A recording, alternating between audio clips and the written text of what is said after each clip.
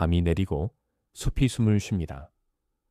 라인강 너머 로마 제국의 가장 먼 북쪽 국경선에서 역사상 가장 절망적이었던 전투 중 하나가 펼쳐집니다. 오자 몇천 명의 로마 병사들이 40,000명의 게르만 전사들에게 포위당한 채 진흙과 피로 뒤덮인 늪지대에서 미친 듯이 싸웁니다. 이것은 승리의 이야기가 아닙니다. 이것은 생존의 이야기입니다. 그리고 오늘 밤 우리는 그 절망 속으로 천천히 걸어 들어갈 것입니다. 로마 제국의 북방 국경선은 언제나 제국의 마음속 깊은 곳을 괴롭혔습니다. 지중해의 따뜻한 햇살과 올리브 나무, 포도밭과 대리석 신전들이 있는 남쪽과는 달리 라인강 너머 북쪽에는 전혀 다른 세계가 펼쳐져 있었습니다. 축축한 숲, 끝없이 이어지는 안개, 차가운 바람이 불어오는 거친 들판. 로마인들은 이곳을 게르마니아라고 불렀습니다. 지도 위의 빈 공간, 미지의 숲. 아우구스투스 황제가 로마의 내전을 종결시키고 제국의 평화를 가져온 뒤에도 이 북방의 경계선은 여전히 그의 밤잠을 설치게 만들었습니다. 아우구스투스는 단순히 방어만 하는 것으로 만족하지 않았습니다. 그는 게르마니아를 정복하고 싶었습니다. 라인 강을 넘어 엘베 강 근처까지 국경선을 밀어 올리고 갈리아처럼 이곳을 로마의 새로운 속주로 만들려는 거대한 꿈을 꾸었습니다. 로마의 방식은 언제나 같았습니다. 먼저 군단을 보내고 길을 만들고 요새를 세우고 세금을 매기고 현지 족장들에게 로마 시민권과 귀족 자기를 주고 그들의 아들을 인질로 데려와 로마식 교육을 시키고 혼인 동맹을 맺고 천천히, 아주 천천히 야만인을 로마인으로 바꾸는 것이었습니다. 이것이 제국의 공식이었습니다. 이것이 수백 년 동안 효과가 있었던 방법이었습니다. 라인 강변의 요새들에서는 밤마다 횃불이 켜졌습니다. 로마 병사들의 무거운 발자국 소리가 목조 요새의 복도를 울렸고 라틴어로 된 명령들이 조용히 오갔습니다. 센추리온들은 순찰을 돌며 강 건너편의 어둠을 주시했습니다. 저 너머에 무엇이 있을까? 저 숲 속에는 누가 살고 있을까? 게르마니아는 단일한 국가가 아니었습니다. 그곳은 끝없는 숲과 강과 늪과 안개로 이루어진 거대한 미로였고 그 속에는 수십 개의 서로 다른 부족들이 살고 있었습니다. 게루스키, 브룩테리, 차우키, 차티, 마르시, 안그리바리. 이름만 들어도 혀가 꼬일 것 같은 이 부족들은 각자의 왕과 족장을 가지고 있었고 서로 동맹을 맺기도 하고 전쟁을 벌이기도 했습니다. 로마인들에게 이곳은 이질적이면서도 매혹적인 공간이었습니다. 정복해야 할 대상이자 동시에 두려움의 대상이었습니다. 오늘 밤 우리가 따라갈 이야기는 단지 한 번의 전투가 아닙니다. 이것은 로마와 숲 사이에 그어진 보이지 않는 경계선이 어떻게 만들어졌는가에 대한 이야기입니다.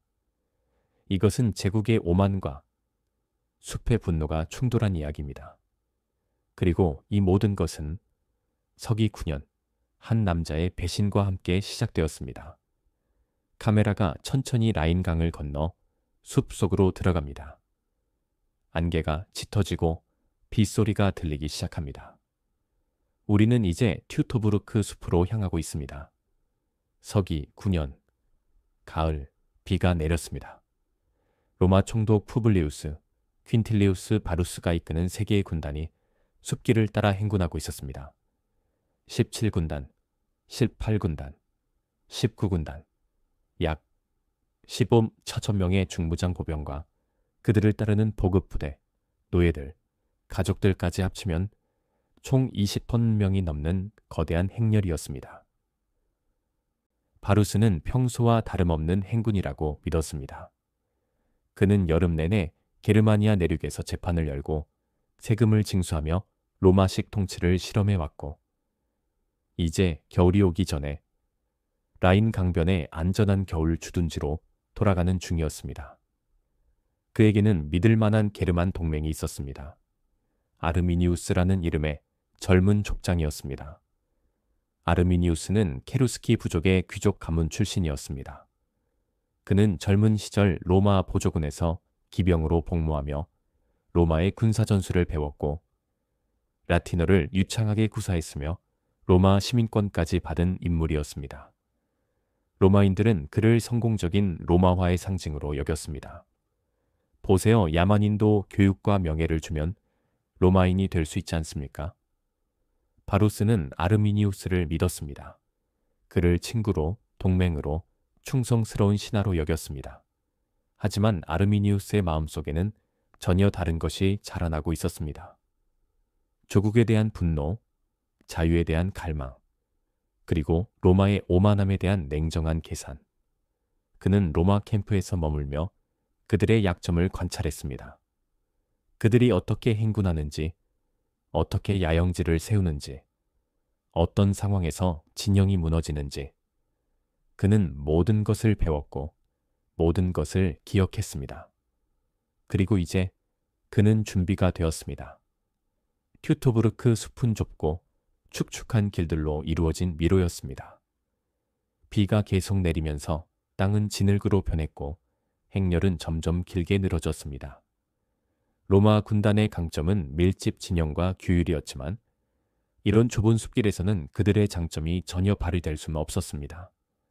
병사들은 몇 명씩 줄을 지어 천천히 걸어야 했고 앞과 뒤가 몇 킬로미터씩 떨어져 있었습니다. 그리고 그때 숲속에서 창과 화살이 날아오기 시작했습니다. 처음에는 몇 발에 불과했습니다. 뒤에서, 옆에서, 나무 사이에서 날아오는 창들. 로마 병사들은 방패를 들어 올렸지만 어디서 공격이 오는지 알 수 없었습니다. 그리고 곧 사방에서 게르만 전사들의 함성이 터져 나왔습니다. 아르미니우스가 이끄는 게르만 연합군은 로마 행렬의 모든 지점을 동시에 공격했습니다. 이것은 전투가 아니었습니다. 이것은 도륙이었습니다. 군단은 진영을 갖출 수 없었고 명령은 전달되지 않았으며 병사들은 진흙 속에서 미끄러지며 보이지 않는 적과 싸워야 했습니다. 비는 계속 내렸습니다. 하루가 지나고 이틀이 지나고 사흘이 지났습니다. 로마 병사들은 야영지를 세우려 했지만 계속해서 공격을 받았습니다. 그들은 무거운 갑옷과 짐을 버리고 도망치려 했지만 숲은 끝이 없었고 적은 어디에나 있었습니다. 바루스는 결국 자신의 칼에 몸을 던졌습니다. 그의 부하 장교들도 차례로 자결했습니다. 포로가 되어 게르만 족에게 끌려가는 것보다는 로마인으로서의 명예를 지키는 것이 낫다고 믿었기 때문입니다. 세계의 군단이 사라졌습니다. 15천 명의 병사가 죽었고 수천 명이 노예가 되었으며 군단의 독수리 깃발은 적의 손에 넘어갔습니다. 로마 역사상 가장 치욕적인 패배였습니다. 그리고 로마는 이 치욕을 결코 잊지 않았습니다. 17군단, 17발군단, 19군단이라는 번호는 영원히 로마군 명단에서 삭제되었습니다. 다시는 그 숫자를 가진 군단이 만들어지지 않았습니다. 아우구스투스 황제는 이 소식을 듣고 머리를 벽에 부딪히며 외쳤다고 합니다. 바루스여, 군단을 돌려다오. 바루스여, 군단을 돌려다오. 노인이 된 황제는 몇 달 동안 수염을 기르지 않았고 옷을 찢으며 슬퍼했습니다. 제국의 자존심이 산산조각 났습니다. 로마인들은 자신들이 무적이 아니라는 것을, 숲이 그들보다 강할 수 있다는 것을 깨달았습니다. 하지만 이 상처는 아직 치유되지 않았습니다. 튜토브르크는 끝이 아니었습니다. 그것은 시작이었습니다. 로마는 복수를 원했고 숲은 더 많은 피를 원했습니다. 그리고 이 복수의 이야기는 한 남자의 이름과 함께 시작됩니다. 게르마니쿠스. 튜토브르크의 악몽 이후 로마 제국은 깊은 충격에 빠졌습니다. 아우구스투스는 말년에 게르마니아 정복의 꿈을 완전히 포기했습니다. 그는 유언장의 다음 황제에게 제국의 영토를 더 이상 확장하지 말라고 조언했습니다. 현재의 경계선을 지키라. 라인 강과 다뉴브 강이 제국의 한계다. 더 이상 숲속으로 들어가지 마라. 하지만 서기 14년 아우구스투스가 죽고 티베리우스가 황제가 되었을 때 상황은 조금 달랐습니다. 티베리우스는 신중하고 냉정한 사람이었습니다. 그는 아우구스투스의 양아들이자 로마 최고의 장군 중 한 명이었으며 게르마니아에서 수년간 복무한 경험이 있었습니다. 그는 무모한 정복 전쟁의 위험성을 잘 알고 있었고 튜토브루크의 교훈을 결코 잊지 않았습니다. 하지만 동시에 그는 알고 있었습니다. 바루스의 치욕을 그대로 방치할 수는 없다는 것을, 로마의 명예는 회복되어야 한다는 것을. 그래서 그는 자신의 조카이자 양아들인 게르마니쿠스를 북방 총사령관으로 임명했습니다. 게르마니쿠스 율리우스 카이사르는 당시 로마에서 가장 인기 있는 인물 중 한 명이었습니다. 그는 아우구스투스의 손자이자 티베리우스의 조카였으며 명문 귀족 가문의 피가 흐르는 젊은 장군이었습니다. 그의 본명은 네로 클라우디우스 드루수스였지만 그의 아버지가 게르마니아 원정에서 큰 공을 세우자 가족 전체가 게르마니쿠스라는 명예 칭호를 받았습니다. 게르마니아의 정복자, 이름 자체가 이미 운명이었습니다. 게르마니쿠스는 키가 크고 잘생겼으며 말을 잘했고 병사들과 함께 고생하는 것을 두려워하지 않았습니다. 그는 카리스마가 있었고 사람들은 그를 사랑했습니다. 티베리우스보다 더 사랑받았습니다. 그리고 이것이 나중에 문제가 되었지만 적어도 서기 14년과 15년에는 게르마니쿠스가 바로 로마가 필요로 하는 영웅이었습니다. 라인강 유역에는 8개의 군단이 주둔하고 있었습니다.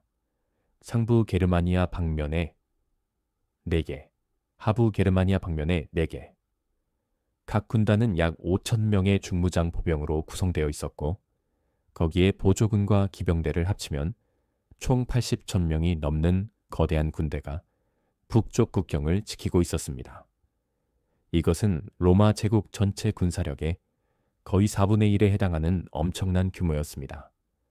왜 이렇게 많은 군대가 필요했을까요? 튜토브루크 때문이었습니다. 로마는 다시는 숲에서 당하지 않기 위해 압도적인 병력을 북방에 집중시켰습니다. 하지만 게르마니쿠스가 도착했을 때 이 거대한 군대는 사기가 낮았습니다. 티베리우스가 황제가 되자 병사들 사이에서 불만이 터져 나왔습니다. 급료가 적다, 복무기간이 너무 길다, 퇴역 후 받기로 한 땅과 돈이 제대로 지급되지 않는다. 일부 군단에서는 공공연한 반란이 일어났습니다. 게르마니쿠스는 처음 몇 달을 반란 진압과 병사들의 마음을 달래는 데 보냈습니다. 그는 자신의 돈으로 병사들에게 보너스를 주었고 그들과 함께 텐트에서 잠을 자며 불만을 들어주었습니다. 천천히, 아주 천천히 군대는 다시 하나가 되었습니다. 그리고 서기 14년 가을, 게르마니쿠스는 첫 번째 원정을 시작했습니다. 목표는 단순했습니다. 튜토브루크 숲으로 가서 5년 전 학살당한 군단 병사들의 유해를 수습하고 잃어버린 군단 독수리를 되찾고 아르미니우스에게 복수하는 것이었습니다. 하지만 이것은 무모한 복수가 아니었습니다. 게르마니쿠스는 신중했습니다. 그는 보급로를 정비하고 요새를 강화하고 동맹 부족들과의 관계를 재건했습니다. 그는 아버지와 아우구스투스로부터 배웠습니다. 숲에서는 절대 서두르지 마라. 절대 적을 과소평가하지 마라. 라인 강변의 캠프에서는 밤마다 불이 타올랐습니다. 병사들은 모닥불 주위에 모여 앉아 과거 이야기를 나눴습니다. 튜토브루크에서 사라진 동료들, 형제들, 친구들, 그들의 뼈가 아직도 숲 어딘가에 흩어져 있다는 것을 모두가 알고 있었습니다. 그리고 모두가 알고 있었습니다. 우리는 돌아가야 한다. 우리는 그들을 데려와야 한다. 복수는 단지 황제나 장군만의 문제가 아니었습니다. 이것은 모든 병사의 개인적인 문제였습니다. 게르마니쿠스와 티베리우스 사이에는 미묘한 긴장감이 흐르고 있었습니다. 티베리우스는 게르마니쿠스를 후계자로 지목했지만 동시에 그의 인기를 경계했습니다. 로마 역사는 인기 있는 장군들이 어떻게 되는지 보여주었습니다.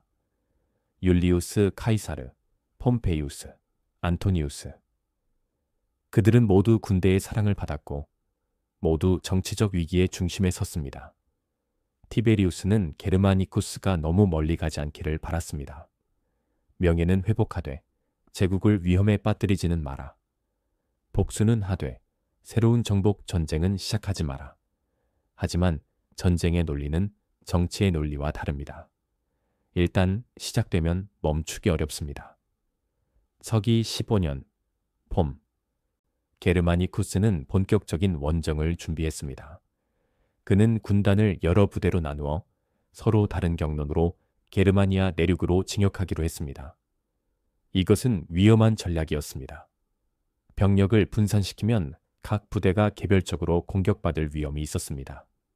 하지만 게르마니쿠스는 계산했습니다. 여러 방향에서 동시에 공격하면 아르미니우스는 병력을 집중시킬 수 없을 것이다.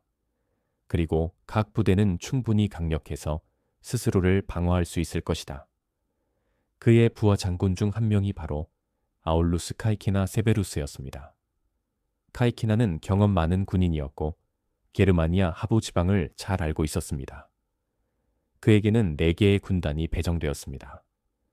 그의 임무는 동쪽으로 진격해서 브룩테리, 마르시, 차티 같은 부족들을 공격하고 가을이 오기 전에 라인강으로 안전하게 귀환하는 것이었습니다. 간단해 보였습니다. 하지만 숲에서는 아무것도 간단하지 않았습니다. 이제 라인강을 건너 숲과 늪 속으로 다시 들어가는 발걸음이 시작됩니다. 그리고 이 이야기의 중심에는 2사람이 있습니다.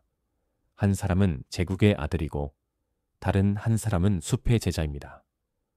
밤하늘 아래 2 남자가 서로 다른 진영에서 같은 별을 올려다봅니다. 한 사람은 게르마니쿠스, 로마 제국의 황금빛 청년입니다. 다른 한 사람은 아르미니우스, 게루스키 부족의 배신자이자 영웅입니다. 2 사람은 결코 친구가 아니었지만 묘하게도 서로를 이해할 수 있는 유일한 사람들이었습니다. 왜냐하면 둘 다 2세계 사이에 서 있었기 때문입니다. 게르마니쿠스는 로마의 가장 고귀한 가문에서 태어났습니다.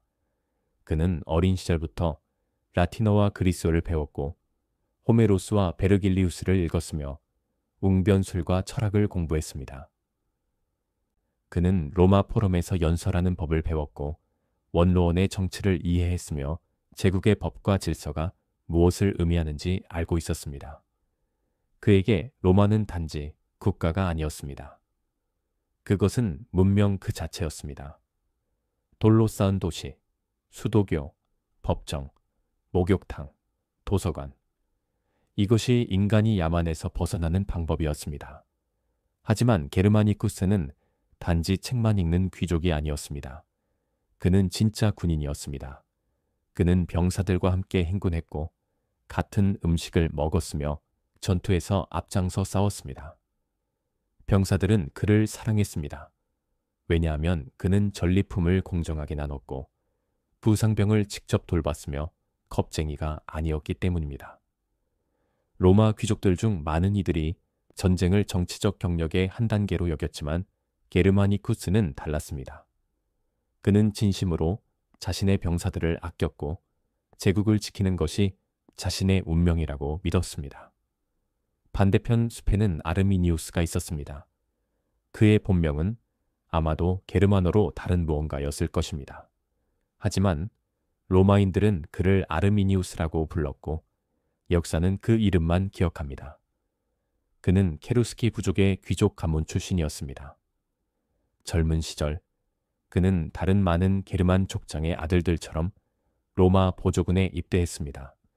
이것은 당시 흔한 일이었습니다. 로마는 정복한 민족의 젊은이들을 군대에 받아들여 로마식 훈련을 시키고 로마의 방식을 가르쳤습니다. 그들에게 시민권을 주고 명예를 주고 돈을 주고 서서히 로마인으로 만들려고 했습니다. 아르미니우스는 뛰어난 학생이었습니다. 그는 라틴어를 빠르게 배웠고 로마 전술을 이해했으며 기병대에서 복무하며 전투 경험을 쌓았습니다. 그는 로마 장교들과 대화를 나눴고 그들의 캠프에서 머물렀으며 그들의 농담을 이해했습니다. 로마인들은 그를 좋아했습니다. 보세요. 얼마나 똑똑한 야만인입니까? 우리의 방식이 옳다는 증거입니다. 하지만 아르미니우스는 다른 것을 보고 있었습니다. 그는 로마의 약점을 연구하고 있었습니다. 그들의 진영이 어떻게 작동하는지, 어떤 지형에서 불리한지, 어떻게 보급이 이루어지는지, 장교와 병사들 사이의 관계가 어떤지, 그리고 동시에 그는 자신의 정체성에 대해 깊이 고민했습니다. 나는 누구인가? 나는 로마인인가? 게르만인인가? 로마 캠프에서 멀리 북쪽 숲을 바라보며 그는 자신의 부족을, 자신의 언어를, 자신의 신들을 생각했습니다. 그리고 그는 결정을 내렸습니다. 로마가 주는 시민권과 명예와 금화보다 더 중요한 것이 있다고. 자유입니다. 그의 민족이 자기 땅에서 자기 방식대로 사는 자유. 로마의 세금 징수원과 재판관과 군단 없이 사는 자유. 튜토부르크에서 아르미니우스가 바루스를 배신했을 때 로마인들은 충격을 받았습니다. 어떻게 우리가 그렇게 잘 대해준 사람이 우리를 배신할 수 있는가? 하지만 아르미니우스의 관점에서 보면 그것은 배신이 아니었습니다. 그것은 각성이었습니다. 그는 결코 진정한 로마인이 아니었습니다. 그는 언제나 게르만인이었고 단지 적을 연구하기 위해 적의 옷을 입고 있었을 뿐입니다. 튜토부르크 이후 몇 년 동안 아르미니우스는 게르만 부족들을 설득하고 연합을 만들기 위해 노력했습니다. 이것은 쉬운 일이 아니었습니다. 게르만 부족들은 중앙 집권적 왕국이 아니었습니다. 각 부족은 자신의 족장을 가지고 있었고 부족들 사이에는 오래된 원한과 경쟁이 있었습니다. 어떤 부족은 로마와의 교역으로 부유해졌고 로마의 금화와 와인과 사치품을 좋아했습니다. 그들을 설득해서 로마에 대항하도록 만드는 것은 쉽지 않았습니다. 하지만 아르미니우스는 카리스마가 있었습니다. 그는 튜토부르크의 승리로 전설이 되었고 사람들은 그의 말을 들었습니다. 게르마니쿠스와 아르미니우스가 실제로 얼굴을 마주쳤는지는 확실하지 않습니다. 역사가 타키투스는 두 사람이 강 건너편에서 서로 고함을 지르며 설전을 벌였다고 기록했습니다. 아르미니우스가 라틴어로 게르마니쿠스를 조롱했고 로마의 오만함을 비난했으며 튜토부르크의 기억을 들먹였다고 합니다. 게르마니쿠스는 침착하게 응답하며 로마의 정의와 질서에 대해 말했다고 합니다. 하지만 일부 학자들은 이것이 타키투스의 문학적 장치일 수 있다고 봅니다. 두 영웅이 말로 대결하는 장면은 고대 서사시의 전형적인 요소이기 때문입니다. 진실이 무엇이든 중요한 것은 두 사람이 서로를 알고 있었고 서로를 존중하면서도 파괴하려 했다는 것입니다. 한 사람은 제국을 지키기 위해 전진했고 다른 사람은 숲과 자유를 지키기 위해 매복했습니다. 둘 다 자신이 옳다고 믿었습니다. 둘 다 자신의 방식이 유일한 방식이라고 생각했습니다. 그리고 바로 이 점에서 그들은 비슷했습니다. 둘 다 타협할 수 없었습니다. 둘 다 후퇴할 수 없었습니다. 서기 15년 여름, 두 사람은 다시 같은 전장으로 향하고 있었습니다. 게르마니쿠스는 여러 군단을 이끌고 게르마니아 깊숙이 진격했고 아르미니우스는 숲속에서 그들을 기다렸습니다. 그리고 그 사이 어딘가에 좁고 위험한 길이 있었습니다. 늪 위에 나무로 만든 긴 다리. 로마인들은 그것을 폰테스 롱기, 롱브리지라고 불렀습니다. 그리고 바로 그곳에서 역사상 가장 절망적인 전투 중 하나가 펼쳐질 것입니다. 폰테스 롱기. 발음할 때조차 혀가 무거워지는 이 라틴어 이름은 긴 다리들을 의미합니다. 하지만 이것은 우리가 생각하는 그런 다리가 아니었습니다. 돌로 만든 아치형 다리도 강을 가로지르는 웅장한 구조물도 아니었습니다. 이것은 늪지대를 가로질러 만든 나무 판자로 된 좁고 긴 길이었습니다. 북독일 저지대의 지형을 상상해 보세요. 끝없이 이어지는 습지와 늪, 물과 진들기, 뒤섞인 땅, 걸을 수 없는 땅, 군대가 지나갈 수 없는 땅. 하지만 로마는 그런 것에 신경 쓰지 않았습니다. 로마 공병대는 제국의 가장 중요한 자산 중 하나였습니다. 그들은 산을 뚫고 강 위에 다리를 놓고 사막을 가로지르는 수도교를 만들었습니다. 그리고 늪지대에서는 나무를 베어 통나무와 판자를 깔아 군대가 지나갈 수 있는 목도를 건설했습니다. 롱브리지는 바로 이런 구조물이었습니다. 몇 년 전 로마 장군 루키우스 도미티우스, 아에노바르부스가 이 지역을 원정할 때 그의 공병대가 수 킬로미터에 걸쳐 나무길을 깔았습니다. 이것은 단순한 도로가 아니었습니다. 이것은 로마의 의지를 보여주는 상징이었습니다. 우리는 어디든 갈 수 있다. 숲도, 늪도, 아무것도 우리를 막을 수 없다. 하지만 나무는 썩습니다. 특히 물에 잠긴 나무는 빨리 썩습니다. 롱브리지는 여러 해 동안 방치되어 있었고 일부 구간은 무너지거나 가라앉아 있었습니다. 그리고 서기 15년 가을, 카이키나의 군단이 바로 이 길을 통해 귀환하기로 결정했을 때 그들은 아직 그것을 몰랐습니다. 이 길이 그들의 무덤이 될 수도 있다는 것을. 현대 고고학자들은 브람쉐 비람쉐 근처 오스나브리크, 오스남루크와 민덴 사이 어딘가에서 고대 목도의 흔적을 발견했습니다. 1987년부터 시작된 발굴 작업에서 나무로 만든 길의 잔해, 로마식 군화의 징, 갑옷 조각, 무기 파편들이 나왔습니다. 그리고 가장 중요하게는 나무의 연대 측정 결과가 서기 15년경을 가리켰습니다. 많은 학자들은 이곳이 바로 롱브리지 전투의 현장이라고 믿습니다. 하지만 확실한 것은 아닙니다. 다른 후보지들도 있고 논쟁은 계속되고 있습니다. 역사의 지도는 항상 조금씩 흐릿합니다. 우리는 대략적인 위치를 알 수 있지만 정확히 어디서 무슨 일이 일어났는지는 종종 미스터리로 남습니다. 하지만 우리가 확실히 아는 것이 있습니다. 그곳이 어디든 그것은 지옥 같은 장소였다는 것입니다. 밤에 목도 위를 상상해 보세요.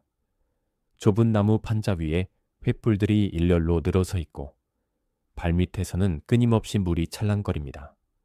진흙 냄새, 젖은 나무 냄새, 그리고 부패의 냄새.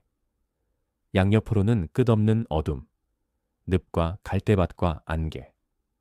하늘은 낮게 드리워져 있고 비가 계속 내립니다. 이것은 로마 군단이 싸우기 좋은 장소가 아니었습니다. 로마의 강점은 넓은 평야에서의 밀집 진영과 규율이었습니다.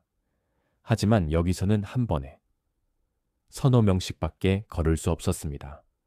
진영도 기동도 불가능했습니다. 이 롱브리지는 로마의 장점과 약점을 동시에 보여주는 구조물이었습니다.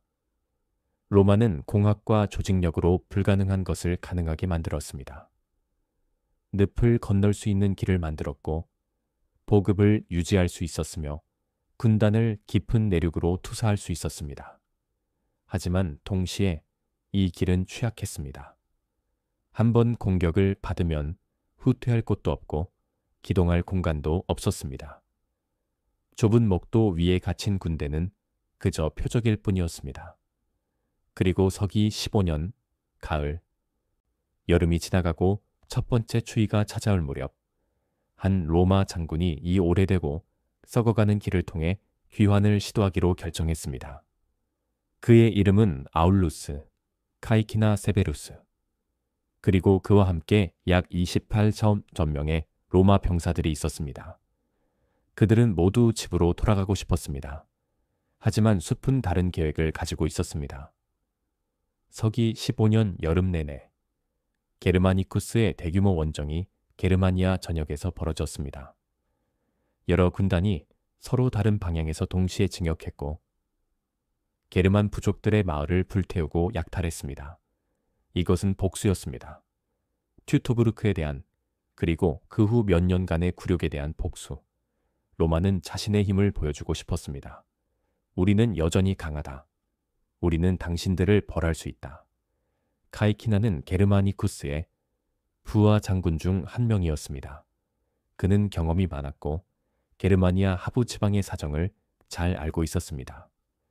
그에게는 4개의 군단이 배정되었습니다. 제1 게르마니카 군단, 제5 알라우데 군단, 제20 발레리아 빅트릭스 군단, 제21 라팍스 군단.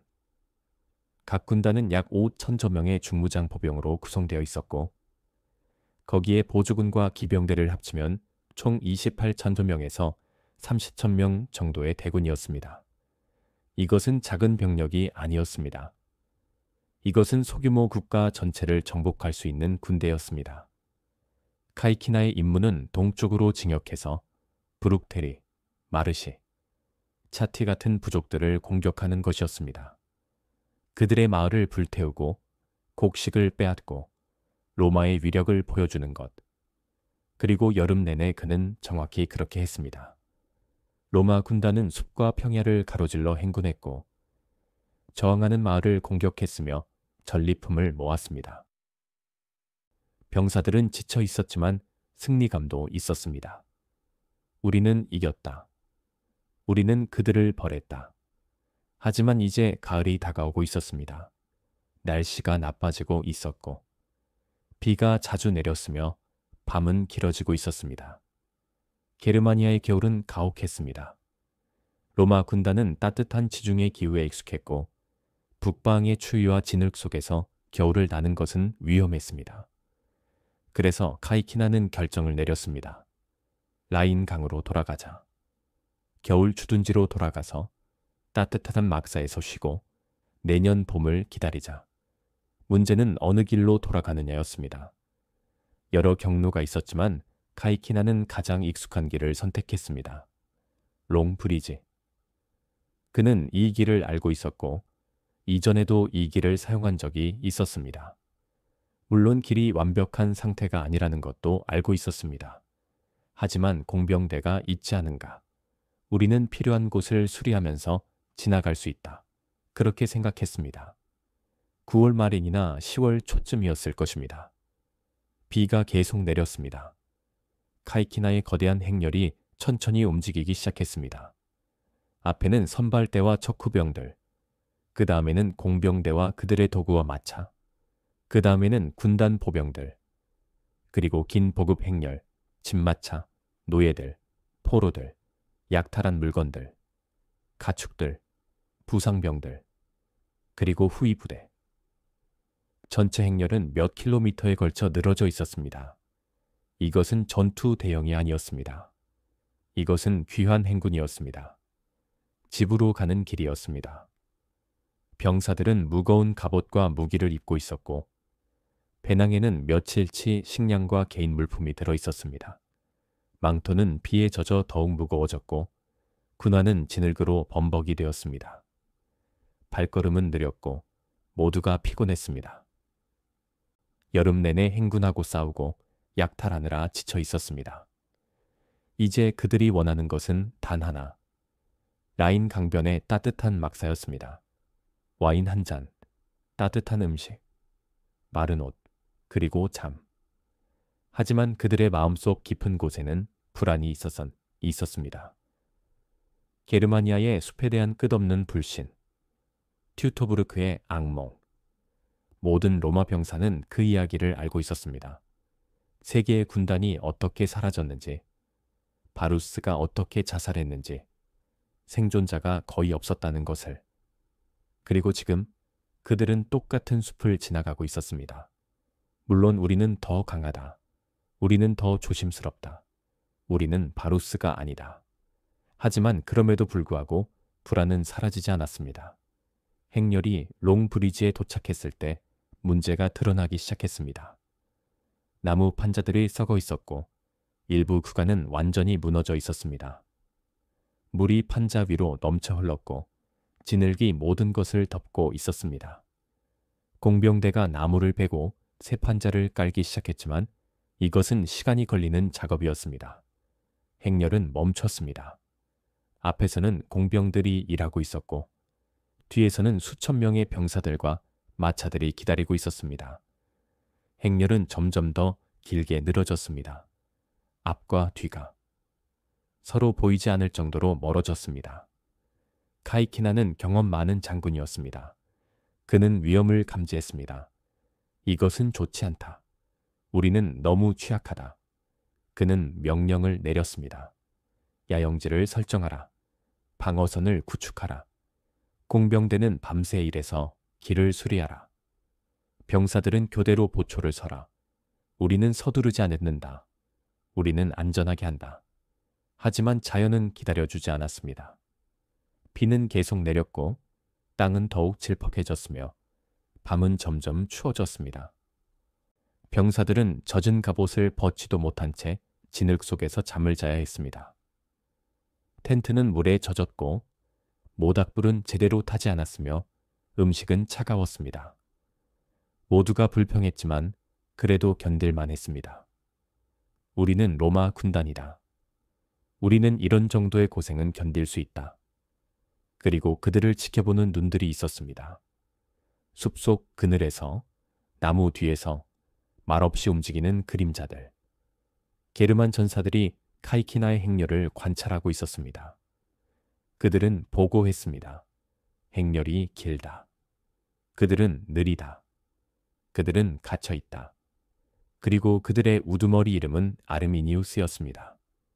아르미니우스는 숲속 깊은 곳에서 회의를 열었습니다. 여러 부족의 족장들이 모였습니다. 브룩테리, 차티, 마르시, 다른 부족들. 그들 중 일부는 로마와의 전쟁에 지쳐 있었고 일부는 복수를 원했으며 일부는 단지 전리품을 원했습니다. 아르미니우스는 그들을 설득했습니다. 이것은 기회다. 카이키나의 군단은 강하지만 지금 그들은 취약하다. 그들은 늪 속에 갇혀 있고 피곤하고 방심하고 있다. 우리가 지금 공격하면 우리는 제2의 튜토브루크를 만들 수 있다. 하지만 아르미니우스는 영리했습니다. 그는 튜토브루크의 교훈을 기억했습니다. 한 번에 모든 것을 거는 전면 공격은 위험하다. 로마 군단은 압박을 받으면 더욱 단단해진다. 그들의 규율과 훈련은 절망적인 상황에서 더욱 빛난다. 그래서 이번에는 다른 전략을 사용하기로 했습니다. 괴롭힘, 소모전, 심리전, 여러 날에 걸쳐 천천히, 아주 천천히 그들을 지치게 만들고 공포를 심어주고 서서히 무너뜨리는 것입니다. 첫 번째 공격은 아침에 왔습니다. 멀리서 날아온 몇 발의 창과 화살. 행렬의 후미를 지나가던 보급 마차 근처에서 몇 명의 노예가 쓰러졌습니다. 로마 병사들은 즉시 방패를 들어 올렸고 센추리온들이 명령을 외쳤습니다. 형을 유지하라. 하지만 적은 보이지 않았습니다. 숲속 어딘가에서 날아온 투사체들 뿐이었습니다. 그리고 곧 공격은 멈췄습니다. 마치 시험해 보는 것처럼. 카이키나는 침착했습니다. 이것은 예상한 일이다. 그들은 우리를 괴롭히려고 한다.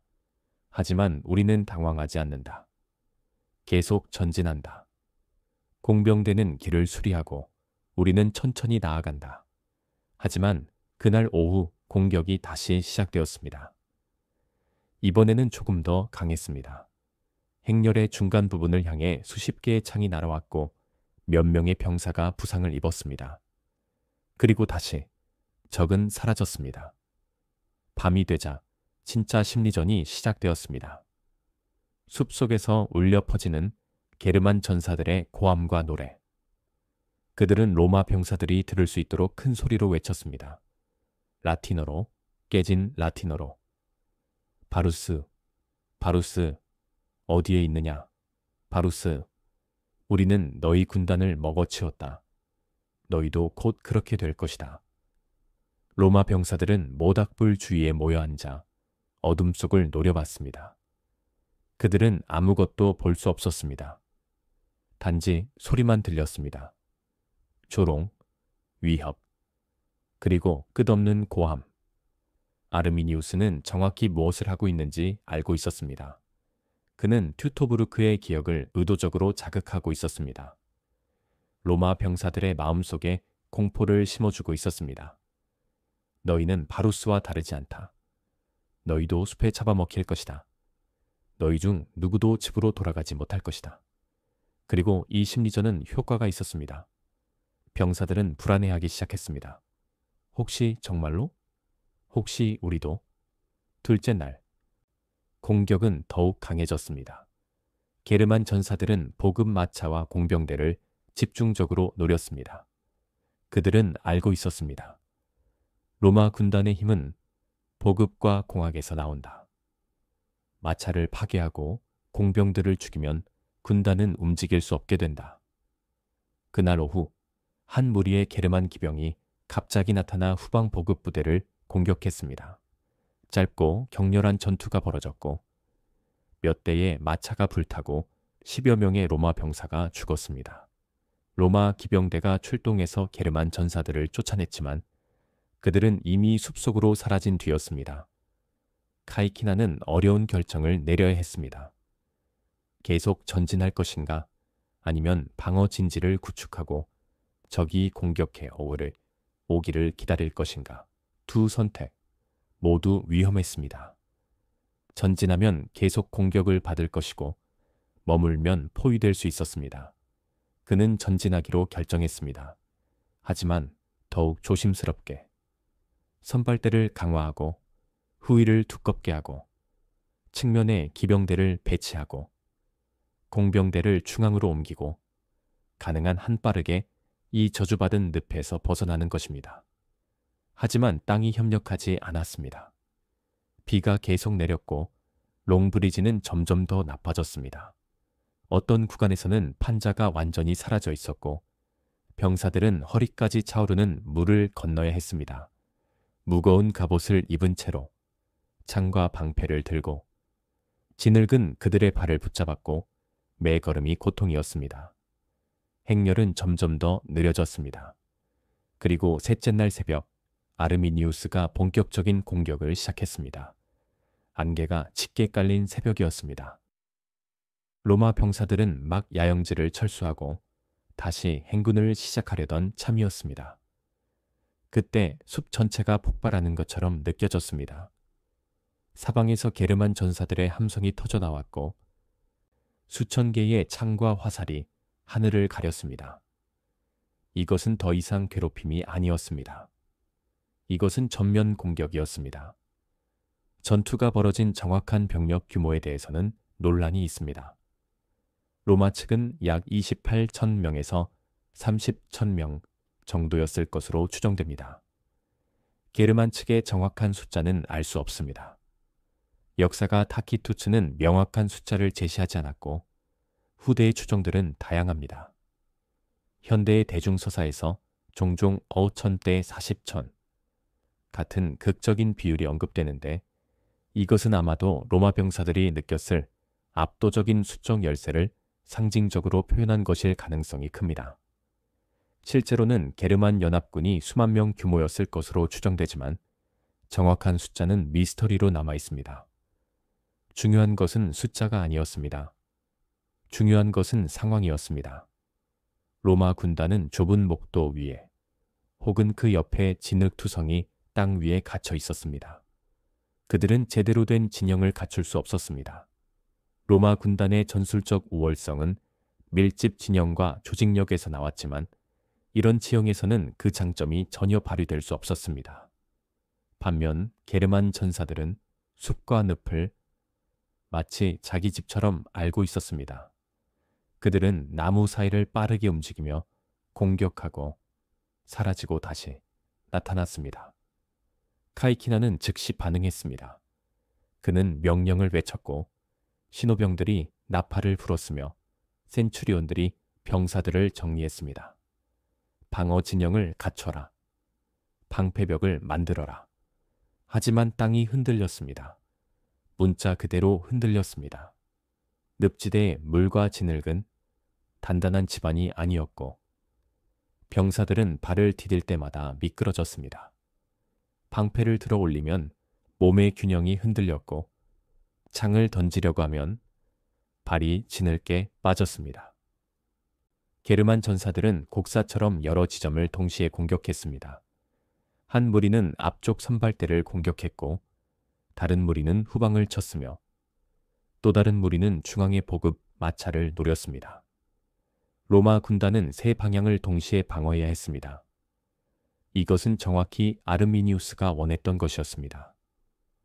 로마인들을 여러 조각으로 나누고 그들의 지휘 체계를 혼란스럽게 만들고 서로 도울 수 없게 만드는 것.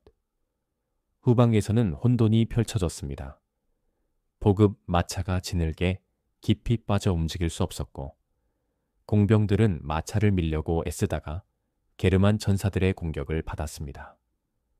노예들과 포로들은 공포에 질려 도망쳤고 부상병들은 고함을 지르며 도움을 요청했습니다. 소리가 뒤섞여 하나의 거대한 혼란의 교향곡이 되었습니다.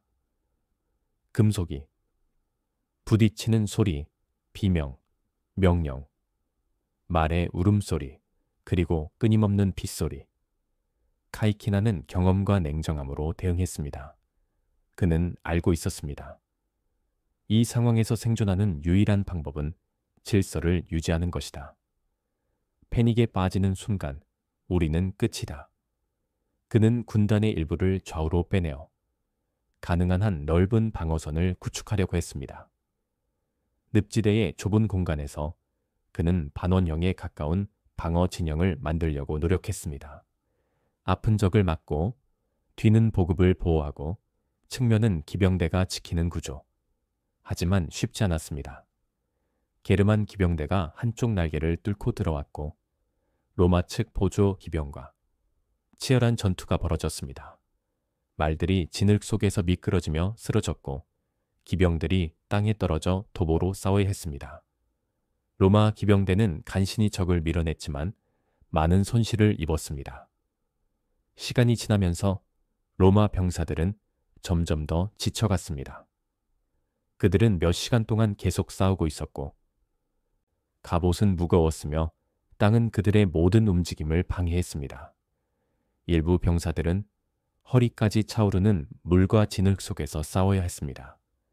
방패가 지늘게 박히고 칼이 미끄러지고 창이 제대로 날아가지 않았습니다. 이것은 전쟁이 아니라 악몽이었습니다. 하지만 로마 군단은 무너지지 않았습니다. 그들의 훈련과 규율이 빛을 발했습니다. 센추리온들은 계속 명령을 외쳤고 병사들은 서로를 지켜주었으며 진영은 흔들렸지만 완전히 붕괴되지는 않았습니다. 무너질 듯 버티는 벽.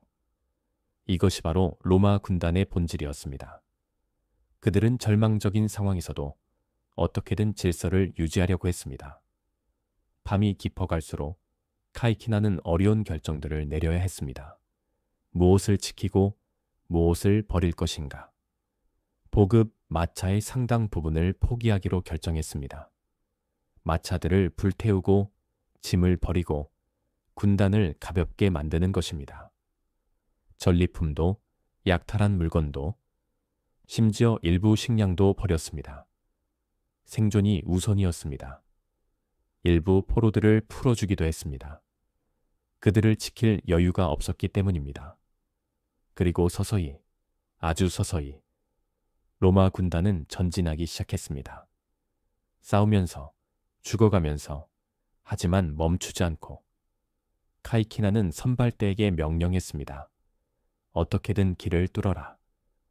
공병대는 최소한의 수리만 하고 우리는 계속 움직인다. 멈추는 순간 우리는 포위된다. 며칠에 걸친 사투였습니다.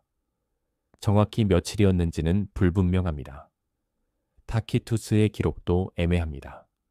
어떤 학자들은 3일이라고 하고 어떤 이들은 일주일 가까이라고 추정합니다. 중요한 것은 그것이 끝없이 길게 느껴졌다는 것입니다. 로마 병사들에게는 영원처럼 느껴졌을 것입니다. 그리고 마침내 어느 날 저녁, 카이키나의 군단은 롱브리지를 벗어났습니다. 그들은 좀 더 단단한 땅에 도달했고 게르만 전사들의 공격이 약해지기 시작했습니다. 아르미니우스는 결정을 내려야 했습니다. 계속 추격할 것인가? 아니면 물러날 것인가? 그는 물러나기로 결정했습니다. 로마 군단이 이제 제대로 된 진영을 갖출 수 있는 땅에 도달했고 더 이상 쉬운 표적이 아니었기 때문입니다. 그리고 그의 전사들도 지쳐 있었습니다. 며칠간의 전투는 양쪽 모두를 소진시켰습니다. 카이키나의 군단은 계속 행군했습니다. 그들은 멈추지 않았습니다. 라인강이 보일 때까지, 로마 요새가 보일 때까지 그들은 계속 걸었습니다. 그리고 마침내 며칠 후 그들은 라인 강변에 도달했습니다. 살아남았습니다. 하지만 그들이 치른 대가는 컸습니다. 정확한 손실 규모는 알 수도 없지만 수천 명의 병사가 죽거나 부상을 입었을 것으로 추정됩니다. 보급, 마차의 대부분을 잃었고 전리품도 잃었으며 무엇보다 많은 전우를 잃었습니다. 숲은 또 한 번 로마의 피를 마셨습니다. 하지만 이번에는 군단 전체를 삼키지는 못했습니다. 카이키나의 군단은 붕괴되지 않았고 완전히 파괴되지 않았으며 살아서 돌아왔습니다. 그리고 바로 이것이 튜토브르크와의 차이였습니다. 이 전투는 도대체 누구의 승리였을까요? 이 질문에 대한 답은 누구에게 묻느냐에 달려 있습니다. 로마 역사가 타키투스는 이것을 로마의 승리로 기록했습니다. 그의 연대기에 따르면 카이키나는 롱 브리지를 수리하고 게르만 전사들의 공격을 격퇴하고 무사히 라인강으로 귀환했습니다. 타키투스는 카이키나의 리더십과 로마 군단의 용기를 칭찬했습니다. 그들은 절망적인 상황에서도 질서를 유지했고 적을 물리쳤으며 임무를 완수했다고 기록했습니다. 하지만 현대 역사학자들 대부분은 이 평가에 회의적입니다. 승리라기보다는 간신히 살아남은 것에 가깝다고 봅니다. 로마 군단은 심각한 손실을 입었고 전리품과 보급품의 대부분을 잃었으며 게르마니아, 내륙을 제대로 통제하지 못했다는 것을 증명했습니다. 만약 이것이 승리라면 매우 비싼 승리였습니다. 일부 학자들은 이것을 전술적 무승부 또는 심지어 전술적 패배로 봅니다. 로마는 살아남았지만 목표를 달성하지 못했습니다. 그렇다면 고고학은 무엇을 말해줄까요? 브람시의 근처에서 발견된 유물들은 전투의 치열함을 증언합니다. 나무로 만든 목도의 잔해, 로마 군화의 금속징, 갑옷 조각들, 무기 파편, 티베리우스 시대의 동전. 이 모든 것들이 서기 15년경의 격렬한 전투를 가리킵니다. 흥미로운 것은 유물들이 넓은 지역에 흩어져 있다는 것입니다. 이것은 전투가 다닐 지점이 아니라 여러 킬로미터에 걸쳐 벌어졌음을 시사합니다. 추격 전, 후퇴, 재집결의 흔적들. 하지만 롱브리지의 정확한 위치에 대해서는 여전히 논쟁이 있습니다. 브람셰가 가장 유력한 후보지이지만 일부 학자들은 다른 지역을 지목하기도 합니다. 문제는 타키투스의 지리적 묘사가 매우 모호하다는 것입니다. 그는 정확한 지명이나 거리를 제시하지 않았고 단지 긴 다리들이 있는 늪지대라고만 언급했습니다. 북독일 저지대에는 이런 지형이 여러 곳에 있었습니다. 사료의 편향성에 대해서도 생각해 볼 필요가 있습니다. 타키투스는 로마 원로원 계급 출신의 역사가였고 그가 쓰던 시기는 게르마니아, 원정이 이미 끝난 후였습니다. 그는 로마의 관점에서 로마 독자들을 위해 글을 썼습니다. 그가 롱브리지 전투를 승리로 묘사한 것은 부분적으로는 로마의 체면을 지키기 위한 것이었을 수 있습니다. 우리는 야만인들에게 지지 않았다. 우리는 어려움을 극복했다. 이것은 거짓말이 아니라 단지 특정한 시각에서 본 진실입니다. 반대로 아르미니우스와 게르만 부족들의 관점은 거의 남아있지 않습니다. 그들은 문자를 사용하지 않았고 기록을 남기지 않았습니다. 우리가 아르미니우스에 대해 아는 모든 것은 로마 문헌을 통해서입니다. 그의 목소리, 그의 생각, 그의 전략은 모두 로마인들의 눈을 통해 걸러진 것입니다. 숲의 목소리는 바람과 흙 속에만 남아 있습니다. 단전대 40천이라는 숫자에 대해서도 이야기해야 합니다. 이 극적인 비율은 역사적 사실이라기보다는 이야기의 일부입니다. 대중서사에서 압도적인 역경을 이겨낸 영웅적 생존의 이미지를 만들어내는 수사적 장치입니다. 실제 병력 비율은 아마도 그렇게 극단적이지 않았을 것입니다. 하지만 중요한 것은 로마 병사들이 실제로 그렇게 느꼈을 수 있다는 것입니다. 좁은 늪지대에서 사방에서 날아오는 창과 화살 속에서 그들은 정말로 압도적인 수에 포위되었다고 느꼈을 것입니다. 그리고 어떤 의미에서 그 느낌이 바로 진실입니다. 이 전투를 승리라고 부를지, 살아남은 패배라고 부를지, 혹은 그 중간 어딘가라고 부를지는 결국 우리의 시선에 달려 있습니다. 하지만 한 가지는 분명합니다. 롱브리지는 로마에게 중요한 교훈을 주었습니다. 게르마니아는 갈리아가 아니다. 이 숲은 쉽게 정복되지 않는다. 여기서는 로마의 모든 장점조차도 충분하지 않을 수 있다. 롱브리지 전투 이후 게르마니쿠스의 원정은 계속되었습니다. 서기 16년 그는 다시 게르마니아로 진격했고 이번에는 더 큰 성공을 거두었습니다. 이디스타비소 전투에서 로마 군단은 아르미니우스의 군대와 정면으로 맞붙었고 넓은 평야에서 로마의 진영과 규율이 빛을 발했습니다. 로마는 압도적인 승리를 거두었고 수천 명의 게르만 전사가 죽었습니다. 그 후 앙그리바리 방벽 근처에서도 또 한 번의 승리를 거두었습니다. 표면적으로 보면 게르마니쿠스는 성공하고 있었습니다. 그는 잃어버린 군단 독수리 중 2개를 되찾았고 튜토브르크 숲에 흩어진 로마 병사들의 유해를 수습했으며 여러 전투에서 승리했습니다. 로마의 명예는 어느 정도 회복되었습니다. 병사들은 그를 사랑했고 로마 시민들은 그의 승리를 축하했습니다. 하지만 티베리우스 황제는 다른 것을 보고 있었습니다. 그는 비용을 계산하고 있었습니다. 게르마니쿠스의 원정은 엄청난 자원을 소모하고 있었고 수천 명의 병사가 죽거나 다쳤으며 보급선은 항상 위태로웠습니다. 그리고 가장 중요하게는 진짜 정복은 이루어지지 않고 있었습니다. 로마는 게르만 부족들을 공격할 수 있었지만 그 땅을 영구적으로 점령하고 로마화할 수는 없었습니다. 군단이 떠나면 모든 것이 원래대로 돌아갔습니다. 티베리우스는 실용주의자였습니다. 그는 아우구스투스의 유언을 기억했습니다. 제국을 확장하지 마라. 현재의 경계를 지켜라. 그리고 이제 그는 같은 결론에 도달했습니다. 게르마니아는 정복할 가치가 없다. 위험에 비해 얻는 것이 너무 적다. 서기 17년 티베리우스는 게르마니쿠스를 불러들였습니다. 공식적으로는 승리의 개선식을 위해서였지만 실제로는 원정을 끝내기 위해서였습니다. 게르마니쿠스는 동쪽으로 전출되어 파르티아와의 외교 문제를 처리하게 되었습니다.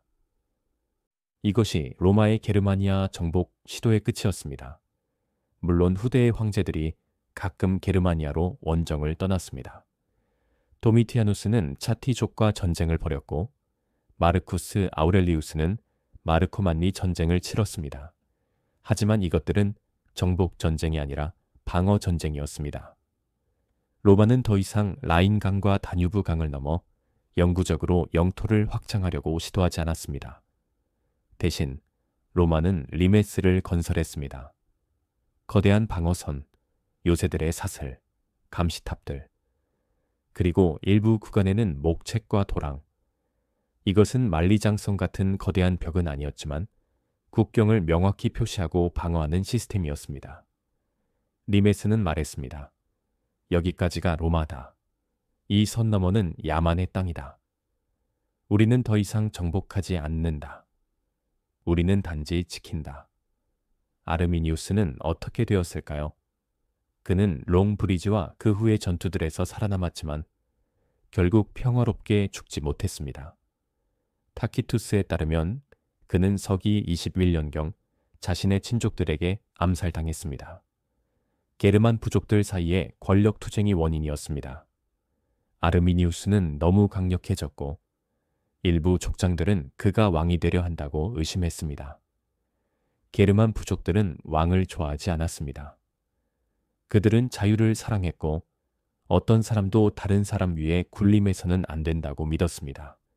그래서 그들은 로마의 가장 큰 적, 튜토브루크의 승리자, 게르마니아의 해방자를 죽였습니다. 타키투스는 아르미니우스에 대해 복잡한 평가를 남겼습니다. 게르만 민족의 해방자이며 로마 제국이 아니라 성장하는 제국에 도전한 사람, 전투에서 패배하지 않았지만 전쟁에서 결정적이지 못했던 사람. 이것은 적에 대한 존경과 경멸이 섞인 평가였습니다. 로마인들은 아르미니우스를 미워했지만 동시에 인정하지 않을 수 없었습니다. 그는 위대한 적이었다고. 게르마니쿠스는 어떻게 되었을까요? 그는 동쪽으로 갔고 파르티아와의 협상에서 성공을 거두었으며 로마에서 더욱 인기를 얻었습니다. 하지만 서기 19년 시리아에서 그는 갑자기 병에 걸려 죽었습니다. 그는 자신이 독살당했다고 믿었고 죽기 전에 친구들에게 복수를 부탁했습니다. 그의 죽음은 로마 전역에 충격을 주었고 많은 사람들이 티베리우스나 그의 측근이 게르마니쿠스를 제거했다고 의심했습니다. 진실이 무엇이든 게르마니쿠스는 34세의 나이로 죽었고 북방 숲에서의 미완의 꿈을 남겼습니다. 튜토브루크와 롱브리지, 그리고 그 사이와 그 후의 수많은 전투들이 결국 하나의 거대한 결론으로 이어졌습니다. 라인강 너머로의 영구 정복은 하지 않는다. 숲은 제국의 한계를 그어주었습니다. 로마는 지중해 전역을 정복했고 갈리아를 로마화했으며 브리타니아 섬까지 진출했습니다. 하지만 게르마니아의 깊은 숲 앞에서 제국은 멈췄습니다. 오늘날 독일 북부를 여행하면 조용한 농지와 마을들을 볼 수 있습니다. 평화로운 풍경, 현대적인 도시들, 고속도로와 철도. 하지만 2000년 전 이곳은 제국과 숲이 서로를 시험하던 최전선이었습니다. 브람시의 근처 들판 어딘가에는 아직도 로마 병사의 검과 게르만 전사의 창, 그들이 남긴 뼈와 피의 흔적이 묻혀 있을 것입니다. 우리가 본 것은 단지 숫자의 싸움이 아니었습니다. 5000전대의 40천이라는 숫자는 압도적인 역경과 절망 속에서도 살아남으려는 의지의 상징입니다. 중요한 것은 그 순간 롱브리지 위에 있던 로마 병사들이 느꼈을 공포와 결의입니다. 이것은 길과 숲의 충돌이었습니다. 로마는 제국의 길을 만들어 군단을 행군시키고 문명을 확장했습니다. 하지만 숲은 저항했습니다. 길을 삼키고 진흙으로 덮으며 자유를 지키려는 사람들에게 피난처를 주었습니다. 이것은 질서와 자유의 대결이었습니다. 로마의 법과 평화, 게르만의 자율과 독립. 두 가치 모두 정당했고 두 가치 모두 대가를 요구했습니다. 로마는 몇 번을 패배해도 다시 일어섰지만 어디든 정복할 수 있다는 교만도 가졌습니다. 게르만은 끝없이 저항했지만 분열로 인해 통일된 힘을 만들지 못했습니다. 결국 두 세계는 라인강을 경계로 서로를 바라보게 되었습니다.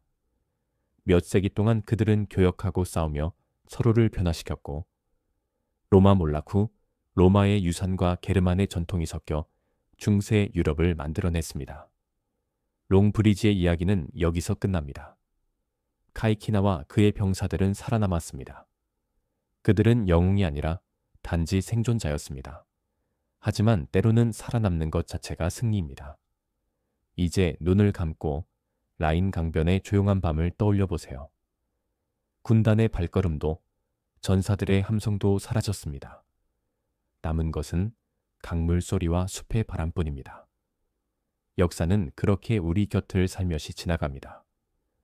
이 이야기가 마음에 드셨다면 좋아요와 구독을 눌러주세요. 채널 멤버십에 가입하시면 새 영상을 먼저 보고 더 깊은 역사 콘텐츠 제작을 후원하실 수 있습니다. 롱브리지는 로마의 승리였을까요? 아니면 간신히 살아남은 패배였을까요? 댓글로 여러분의 생각을 들려주세요. 다음 영상에서 만나겠습니다. 역사는 계속됩니다.